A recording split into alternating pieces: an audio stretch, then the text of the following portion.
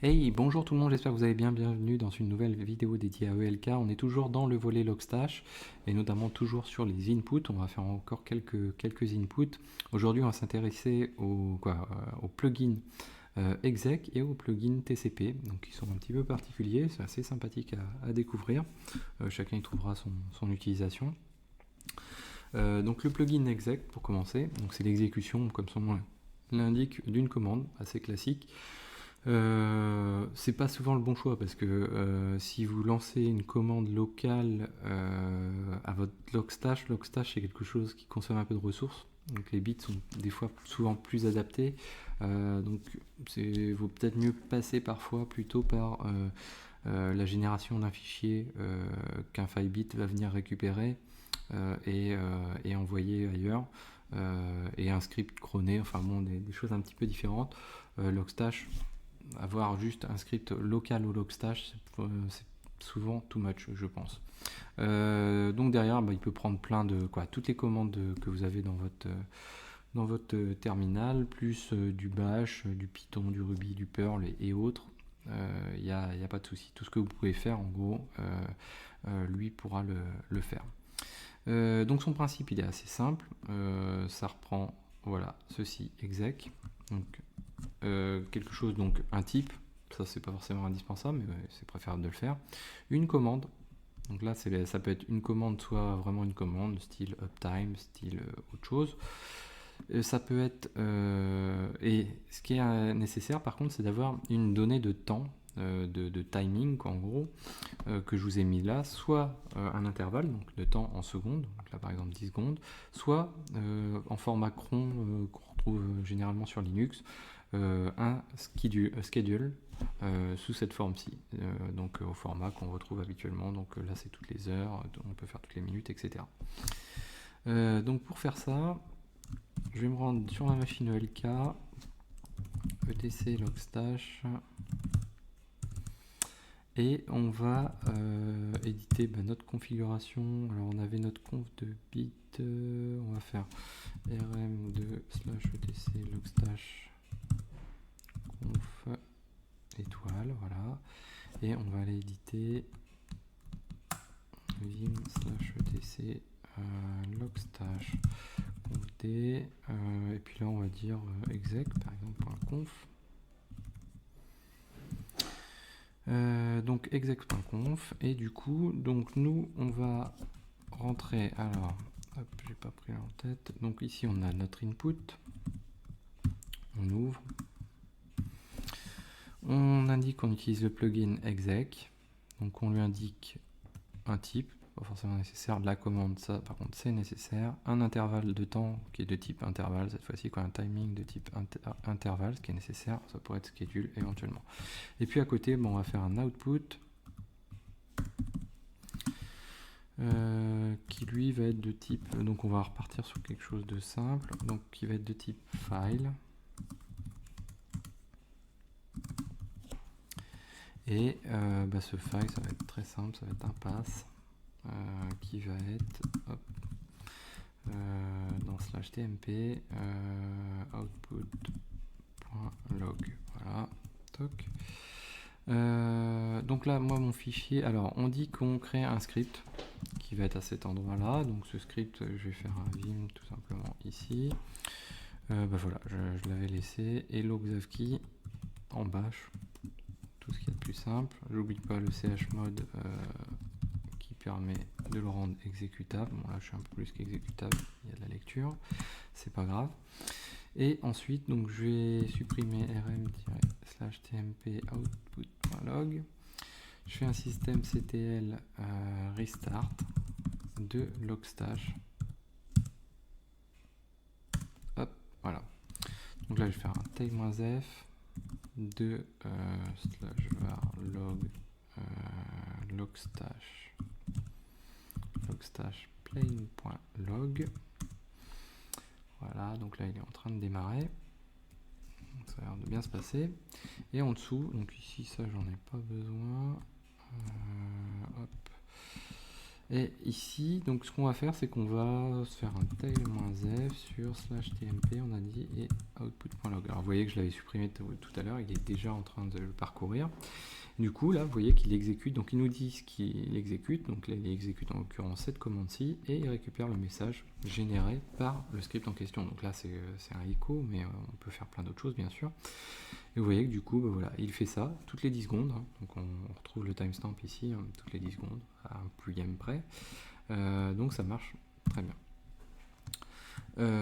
Qu'est-ce qu'on peut dire d'autre sur celui-ci? Donc on peut lui rajouter des éléments, hein, les tags, les add fields habituels et le type mybit. Ensuite, on a la possibilité de faire du TCP. Donc, hop là, on va se remettre ici. On va aller éditer. Alors, on va revenir. Donc, on avait vu le multibit lors de la vidéo précédente. Hein, on va juste cleaner de manière à ne pas l'avoir. Donc, on va pas avoir trop de choses. Voilà, ici. Donc là, on va passer en mode TCP. Donc le mode TCP, lui, il prend deux modes, soit un mode serveur, soit un mode client. Donc là, on va commencer par le mode serveur. Le mode serveur, c'est quoi? C'est comme on l'a fait jusqu'ici, notre Logstash va être en mode écoute sur un port donné. Et il va attendre qu'on lui envoie des informations. Donc nous, on va lui envoyer des informations. Donc pour faire ça, on passe en mode serveur, on lui met un type, on lui met surtout un port. Et on peut lui mettre un host. Non, on peut pas lui mettre de host au mode. Si, on peut lui mettre un host qui aura une signification différente suivant qu'il soit en mode serveur ou en mode client. En mode serveur, ça va être l'IP, l'interface sur laquelle on va écouter. En mode client, c'est la machine qui va être distante. Donc ici, on est en mode TCP, on va dire un type qu'on veut définir nous-mêmes. Donc là, on va mettre test TCP par exemple. On va dire qu'on est en mode, on a dit serveur. Et on va dire qu'on est sur le port. Hop, le port c'est un numérique. Donc là, on va dire qu'on est le port 6666. Donc, ok. Donc ça, j'enregistre. Je restart mon Logstash. Nous, on va loguer toujours vers notre output.log. Voilà.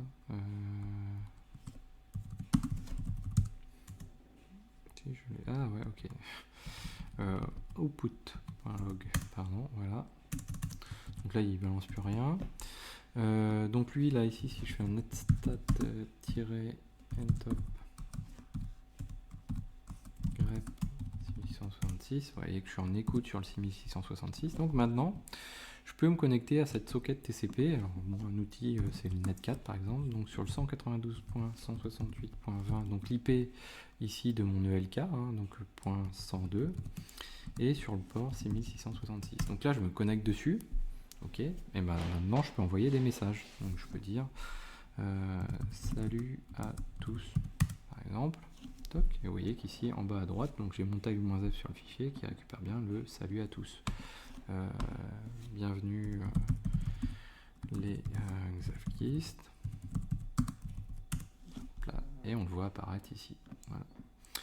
Donc ça fonctionne donc dans ce sens-là. Là, cette fois-ci, on envoie des données de ce côté-ci. Maintenant, on peut fonctionner en mode client. Donc là, ça va être autre chose. Donc on laisse notre tel ici. Celui-ci, je le coupe. Je me rends en mode édition ici. Et je vais passer en mode client. Donc là, en mode client, par contre, je suis obligé de prendre un host quoi qu'il arrive, qui va être le host de l'autre machine, qui est la machine hostname, qui est cette machine-ci. Voilà. Toc. Donc ici, on va dessus. Hop. Voilà. Ok, restart. Voilà. Donc on va regarder juste les logs. Que j'ai pas fait d'erreur. Slash var log logstash plain.log. Toc. Donc là il est en train de s'arrêter. Donc donc ça on l'a vu. Alors oui, je n'ai pas précisé, donc soit en mode client ou en mode serveur, on peut lui passer du SSL, on peut fonctionner en SSL, on peut lui rajouter des add fields ou des tags également. Donc là on est en train de faire cette partie-ci, hein. Donc là, hop, ok, donc là il est prêt à fonctionner. Donc là la connexion refuse, hein, parce que tout simplement sur ma machine pour l'instant j'ai rien qui écoute. D'ailleurs j'aurais dû faire le contraire. Donc ici on va se mettre comme ceci. Donc sur ma machine ici je vais faire un vim de hello.txt par exemple, n'importe quel fichier que je vais envoyer. Je vais dire hello